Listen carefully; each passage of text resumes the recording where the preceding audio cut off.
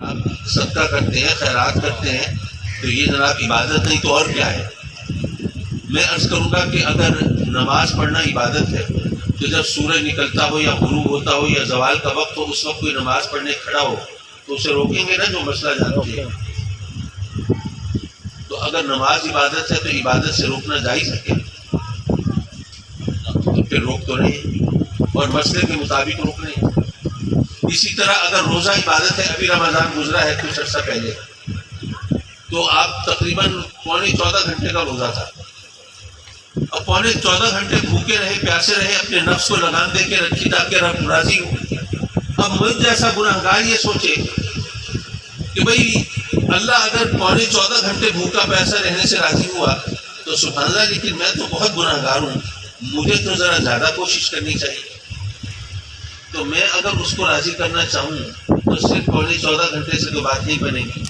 میں ایسا کرتا ہوں کہ میں تراویح پڑھ کے نا پھر روزہ کھولا کروں گا تاکہ اللہ مجھ سے زیادہ راضی ہو۔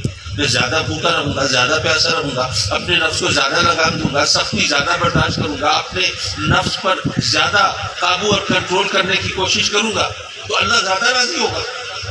تو کیا خیال ہے، اگر 2.5-3 گھنٹے میں روزہ بڑھا دوں تو کیا زیادہ ثواب ملے گا؟ نہیں، روزہ مکروہ ہو رہا ہے، ثواب کم ہو رہا ہے۔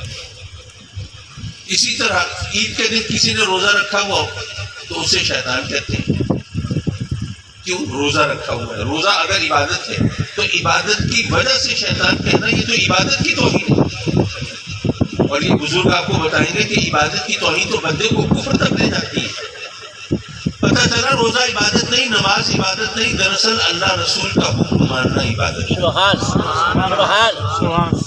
اگر یہ مفہوم آپ کے ذہن میں ہو کہ اللہ رسول کا حکم ماننا عبادت ہے تو پھر آپ کو پتہ چلے گا کہ عبادت کا مفہوم تو بہت وسیع ہے، وہ صرف روزے نماز کی بات نہیں ہے۔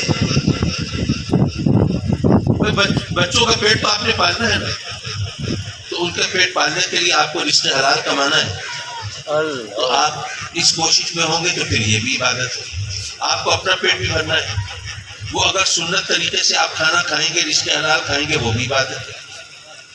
بلکہ آپ نے ایک بات سنی ہوگی کہ زاہد کی رات بھر کی عبادت سے عالم کی رات بھر کی نیند افضل ہے۔ شاید کسی نے سوچا ہو کہ یار یہ مولویوں نے اپنی فضیلت ثابت کرنے کے لیے باتیں گھڑ لی ہیں۔ نہیں، یہ بات نہیں ہے۔ بات کیا ہے؟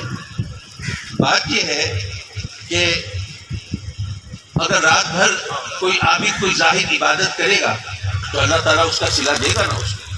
رب کائنات کسی کا اجر روکتا تو نہیں ہے، ضرور اجر عطا فرمائے گا۔